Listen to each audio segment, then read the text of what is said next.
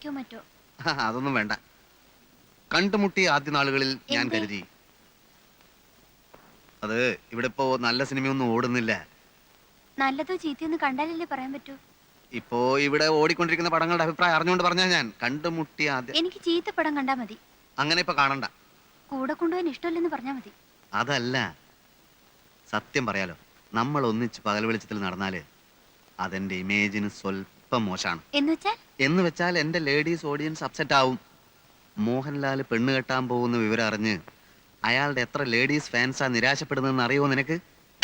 കെട്ടാത്ത നടന്മാരെ ലേഡീസിന് ഇഷ്ടം. ലേഡീസിന് മാത്രമല്ല, എല്ലാവർക്കും. പിന്നെന്തിനാ കിട്ടിയത്? അല്ലെങ്കിൽ നിങ്ങൾ മോഹൻലാലും മമ്മൂട്ടിയൊന്നല്ലോ. ഇപ്പോഴല്ല, നാളെ ചിലപ്പോ ആയിക്കൂടൊന്നില്ലല്ലോ. വടകരയില് ഞങ്ങളുടെ നാടകം കാണാൻ വന്ന സിനിമാ പ്രൊഡ്യൂസർ എന്നെ കനത്ത രീതിയിലൊന്ന് നോട്ടോട്ടിരിക്കുകയാണ്. തമാശയല്ല, ഒരു മഹാൻ പറഞ്ഞതെന്താണെന്നറിയോ? ഒരു യഥാർത്ഥ കലാകാരന്റെ അമ്മ അവരുടെ 70-ാം വയസ്സിലും ചെരുപ്പില്ലാതെ നടക്കും. അവന്റെ ഭാര്യ പട്ടിണി കിടന്ന് നരകിക്കും.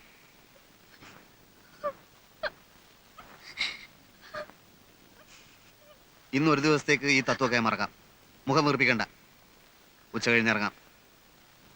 ഒരു കറക്കം, ഒരു മാറ്റിനി. ചെല്ലു, ഒരു ചായ ഇട്ടുകൊണ്ടുവാ. ചെല്ലാൻ.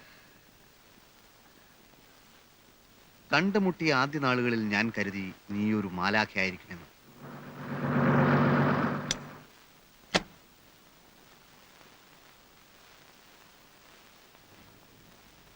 ആവൂ, ഞങ്ങൾ സംശയിച്ചിരിക്കായിരുന്നു.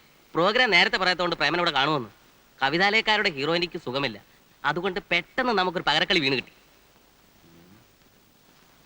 നമുക്ക് പോയിക്കളെ. ഇന്ന് വേണ്ടെന്ന് പറയുന്നേ. അത് പറ്റില്ല. ആ മഹാൻ കലാകാരന്മാരെ പറ്റി പറഞ്ഞ ഓർമ്മയുണ്ടല്ലോ? ഒരു യഥാർത്ഥ കലാകാരന്റെ ഭാര്യക്ക് ഇതുപോലുള്ള പല ദുർഘട ഘട്ടങ്ങളെയും അതിജീവിക്കേണ്ടതായിട്ടുണ്ട്. പരീക്ഷണമാണ് കുട്ടി, പരീക്ഷണമാണ്.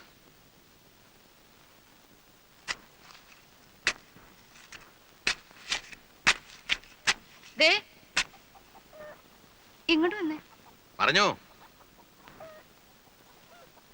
ഇങ്ങോട്ട് വരുന്നേ. നമ്മുടെ ആശ ദൈവം കേട്ടു എന്നാ തോന്നുന്നേ. നമ്മുടെ ഏതാശ? ഗീതയ്ക്ക് വിശേഷം ഉണ്ടോന്നൊരു സംശയം. നിന്നോട് പറഞ്ഞോ? 2-3 ദിവസം മുമ്പ് ഒരു സൂചന തന്നിരുന്നു. ഇപ്പതാ കടുമാങ്ങ ഇട്ട ഭരണിയുടെ കെട്ട് പൊട്ടിച്ചിരിക്കുന്നു.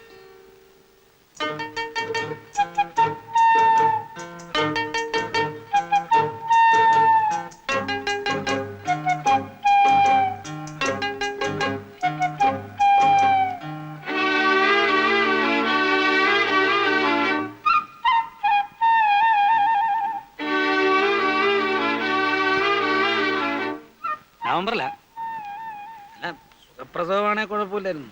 വല്ല കോംപ്ലിക്കേഷൻ അടച്ചെങ്ങാനെങ്കിലും ഉണ്ടായെങ്കിലും ഒന്ന്. ഇതുകൊണ്ടാണ് ഞാൻ പറഞ്ഞത് എനിക്ക് പ്രമോഷൻ കിട്ടിയിട്ട് മതിയായിരുന്നു. എന്നാൽ ഇതങ്ങ് വേണ്ടെന്ന് വെക്കാം എന്നാണോ ഞാൻ പറഞ്ഞത്? എടി, നമ്മൾ പ്രാക്ടിക്കൽ പ്രോബ്ലംസിനെ പറ്റി ഒന്ന് ചിന്തിക്കണ്ടേ? നമ്മളുടെ ജീവിതത്തിലേക്ക് ഒരു പുതിയ പാർട്ടി കടന്നു വരികയാണ്. അതിനു മുമ്പ് നമ്മളൊന്ന് തയ്യാറാവണ്ടേ?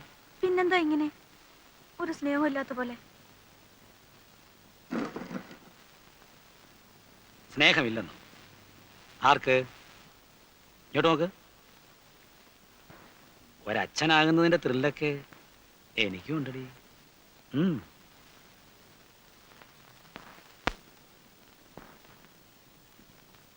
എന്നാ താമസിക്കണ്ടെന്ന് പറയൂ ഗീതോട്. രാഹുകാലത്തിന് മുമ്പ് ഇറങ്ങണം. മാത്രമല്ല, ട്രെയിനിന്റെ കാര്യം വിശ്വസിക്കാനും പറ്റില്ല. ചിലപ്പോ നേരത്തെ വരും, അല്ലെങ്കിൽ എത്ര കാത്തിരുന്നാലും വരൂല്ല. പ്രസവത്തിനാണെങ്കിലും അവളോട് ഇന്ന് പോവാന്ന് പറയുമ്പോ മനസ്സിന് വല്ലാത്ത വിഷമം. മാത്രമല്ല, ദൂരവും കൂടുതലല്ലേ. ഇന്നത്തെ കാലത്ത് ദൂരം ഒരു പ്രശ്നമാണോ? ഹേ, നിങ്ങൾക്ക് അവളെ കാണണം തോന്നുമ്പോ എപ്പോ വേണമെങ്കിലും വരാലോ അങ്ങോട്ട്. അതല്ലേ ഞാൻ ആലോചിക്കുന്നേ. പ്രസവം ഇവിടെ ആക്കിയാൽ എന്താ? അവിടെ ഗീതയുടെ കാര്യത്തിൽ കുറവൊന്നും ഉണ്ടാവില്ലെന്നറിയാം. ഇവിടെ ആകുമ്പോ സ്ഥിരമായിട്ട് നോക്കുന്ന ഡോക്ടറുണ്ട്, പിന്നെ ഞങ്ങളെല്ലാം ഉണ്ട്. എന്ന് വെച്ച് നാട്ടുനടപ്പ് നടത്തണ്ടാന്നാണോ? അവളുടെ അച്ഛനെ മരിച്ചിട്ടുള്ളൂ, അമ്മയുണ്ട്, അമ്മാവനായിട്ട് ഞാനും ഉണ്ട്.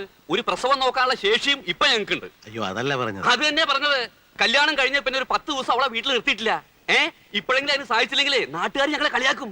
അവളുടെ അമ്മയാണ് ഇവിടെ കാത്തു നിൽക്കുക. ആരോഗ്യം ഉണ്ടായിരുന്നേ അവളോട് വന്നേനെ കേട്ട്. ഇക്കാര്യം ഞാൻ അവിടെ ചെന്ന് പറഞ്ഞ അയ്യോ.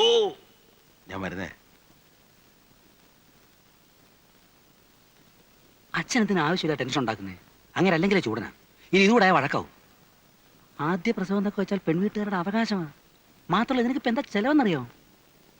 ഗീതേ, പെട്ടെന്ന് റെഡിയാവോ, ഞാൻ പോയി വണ്ടി വിളിച്ചിട്ട് വരാം. അമ്മ അധികം പണിയൊന്നും എടുക്കരുത്. പിന്നെ അലക്കാനുള്ള തുണിയൊക്കെ ആ കാർത്തിയാനെ വിളിപ്പിച്ചിട്ട് അവളെ കൊണ്ട് അലക്കിച്ചാ മതി. അതൊക്കെ ഞാൻ നോക്കിക്കോളാം. മോള് ദേഹം അനങ്ങാതെ സൂക്ഷിക്കണം. ദേഹം അനങ്ങണമെന്നാ ഡോക്ടർ പറഞ്ഞിരിക്കുന്നത്. ആ ഡോക്ടർ അങ്ങനെയൊക്കെ പറയും. മോളതൊന്നും കേക്കണ്ട. ശരി. ഇന്ദു, പ്രേമനോട് വഴക്കിടരുത്. അവനെ ആള് പാവാ. ഞാൻ വരുമ്പോഴേക്ക് നീ പുതിയ വിശേഷങ്ങളൊക്കെ പറയണം. ആ ഗോപു, ഇത്തവണ പരീക്ഷാഫലം വരുമ്പോ ഇവരൊക്കെ ഞെട്ടണം. അല്ലെങ്കിലും എന്റെ പരീക്ഷ പോലെ അറിയുമ്പോ ഇവരൊക്കെ ഞെട്ടാറുള്ളതല്ലേ? അങ്ങനെയല്ല, ക്ലാസ് വാങ്ങിക്കാൻ ശ്രമിക്കണം. ശ്രമിച്ചാ ഗോപുവിന് പറ്റും. പറ്റും.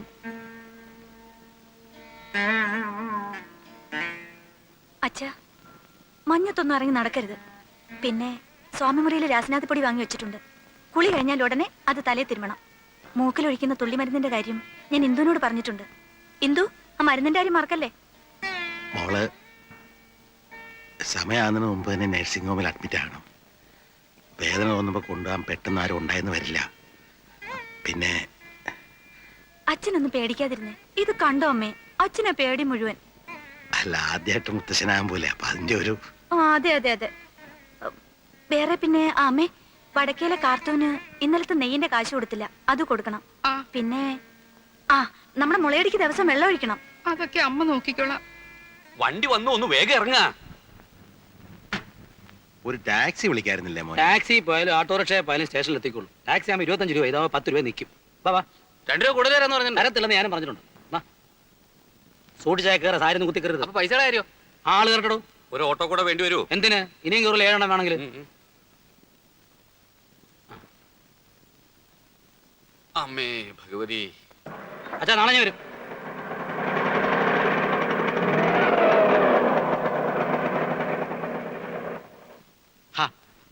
രമേ, ഇതൊക്കെ എല്ലാ കുടുംബങ്ങളും ഉണ്ടാകുന്നതല്ലേ? കുറച്ചൊക്കെ നമ്മൾ കണ്ടില്ലാന്ന് വെക്കണം. ഇത്ര നാളെ ഞാൻ കണ്ടില്ലെന്ന് വെച്ചു. എനിക്കിവിടെ ഉറക്കെ ഒന്ന് ചിരിക്കാൻ പാടില്ല, പുറത്താരോട് മിണ്ടാൻ പാടില്ല. ഇന്നലെ ഫ്രിഡ്ജ് തുറന്നപ്പോ പറയാ അറിയാൻ വയ്യാത്തവരാവുന്നു തുടണ്ടാന്ന്. എന്താ ഞാനിതൊന്നും കണ്ടിട്ടില്ലേ? അമ്മയുടെ സ്വഭാവം അതാണെന്ന് വെച്ച് അതങ്ങ് സഹിക്കുക. വേണ്ട, ഞാൻ ഇവിടുന്ന് വലിഞ്ഞേറി വന്നൊന്നുമല്ലല്ലോ. എനിക്കും വീട്ടുകാരൊക്കെ ഉണ്ട്. പക്ഷെ എനിക്ക് എന്റെ അമ്മ മാത്രമേ ഉള്ളൂ. അമ്മയാണ് എന്നെ വളർത്തി ഇതുവരെ ആക്കിയത്. നീ വന്നെന്ന് കരുതി അമ്മയെ പിടിച്ച് പുറത്താക്കാനൊന്നും എനിക്ക് പറ്റില്ല. വേണ്ട, ഞാൻ പുറത്തു പോയേക്കാം. അതാണല്ലോ ആവശ്യം. ഇവിടെ കാലുകുത്തി അന്ന് മുതൽ കേട്ട് തുടങ്ങിയത് ഓരോ കുത്തുവാക്കൾ. അമ്മായിമ്മ പോരെന്നൊക്കെ കേട്ടിട്ടുണ്ട്, പക്ഷെ ഇങ്ങനെ ഒരു പോര് ഞാൻ കണ്ടിട്ടില്ല. രമേ, കൂടുതൽ സംസാരിക്കണ്ട. ഇന്നലെ കയറി വന്ന നീയെ ഇവിടെ ഭരിക്കാന്ന് വിചാരിക്കണ്ട. ആരെന്ത് കുറ്റം പറഞ്ഞാലും എന്റെ അമ്മ എനിക്ക് വലുതാ. അത് കഴിഞ്ഞിട്ടേ ഉള്ളൂ നീയെ.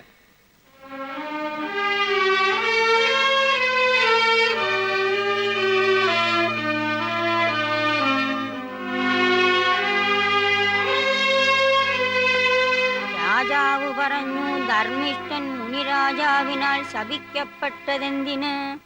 നടുവകത്തെ അയലിന്മേൽ വെള്ളത്തുണി ഞാത്തിയിടും. പഞ്ഞി കൊണ്ട് മീശയും താടിയും വെക്കും. നിഴൽ നാടകം. അമ്മയാണ് എന്നും കാഴ്ചക്കാരി. എനിക്കന്ന് 5 വയസ്സാ. ഇത്രയും കൂടി വലുതായപ്പോൾ കാലൂന്ത് വയലിലെ വെള്ളരിപ്പന്തലിലേക്ക് അരങ്ങ് മാറ്റി. വിഷമമാണ്. ഒരു സുപ്രഭാതത്തിൽ അഭിനയത്തോട് വിട പറയണമെന്നൊക്കെ പറഞ്ഞാൽ എനിക്കത് സാധിക്കില്ല. ഇത്രയും കാലം അഭിനയിച്ച ഏട്ടൻ എന്ത് നേടി? ഒന്നും നേടിയില്ല. നിങ്ങളുടെയൊക്കെ കാഴ്ചപ്പാടിൽ എൻ്റെ മനസ്സിൻ്റെ സംതൃപ്തിയാണ് എനിക്ക് വലുത്. നേട്ടം അത് തന്നെ. ഭാവിയെ പറ്റി ഒന്നും ആലോചിക്കേണ്ടെന്നാണോ? ഞാൻ മുരളിയേട്ടനോട് പറയാം, എന്തെങ്കിലും ബിസിനസ് തുടങ്ങാനുള്ള സഹായം. അല്ലേ? എനിക്ക് സൗകര്യമില്ല. ഒരു നാടക നടന്റെ ഭാര്യയായിട്ടാണ് നീ ഈ വീട്ടിലേക്ക് വന്നത്. കൂടുതലൊന്നും ആഗ്രഹിക്കണ്ട, എന്നിൽ നിന്ന് പ്രതീക്ഷിക്കുകയും വേണ്ട.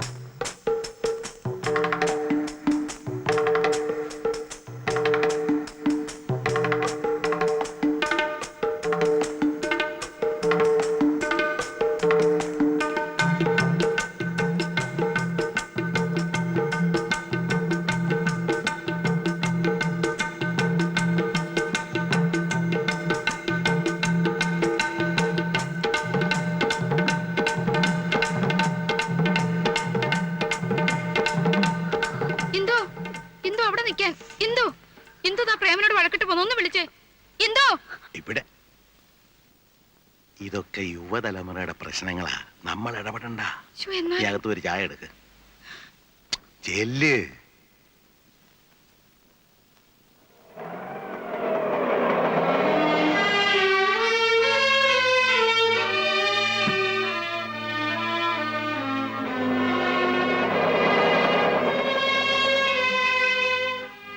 എന്താ മോളെ ഒറ്റയ്ക്ക്? അങ്ങനെ തോറ്റു കൊടുക്കാനൊന്നും എന്നെ കിട്ടില്ല. ഞാനങ്ങോട്ട് വലിഞ്ഞേറി ചെന്നൊന്നല്ലോ. എന്നെ എന്റെ വീട്ടുകാരും കൊച്ചാക്കാൻ ആ തള്ളയുടെ ഭാവം. അതിന് വേറെ ആളെ നോക്കണം. ഞാൻ പറഞ്ഞു ചോദിക്കാൻ പറയുന്നത് എനിക്കും ആളുണ്ട്, കയറി കിടക്കാൻ സ്ഥലമുണ്ടെന്ന്. അമ്മയ്ക്ക് മോനും വരച്ച വരയിൽ നിർത്താൻ എന്നെ പോലുള്ള പെമ്പിള്ളേരെ ഇന്നത്തെ കാലത്ത് കിട്ടില്ല. ആരും അന്വേഷിച്ചു വന്നാ പറഞ്ഞേക്ക്.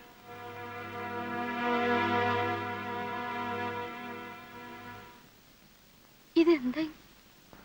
ഇതും യുവതലമുറയുടെ പ്രശ്നമാ, നമ്മൾ ഇടപെടണ്ട. പൊയ്ക്കോ.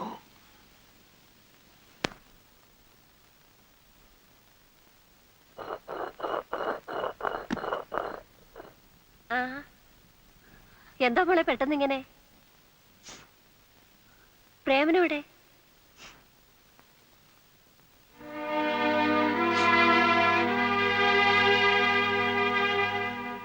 എന്താ ഇവിടെ വഴക്കിട്ട് വന്നിരിക്കുകയാണോ? ആ വീട്ടിൽ എന്റെ ആവശ്യമില്ലെന്ന് തോന്നി. എന്ത് പ്രശ്നമുണ്ടെങ്കിലും പ്രേമനോട് പറഞ്ഞാ പോരെ?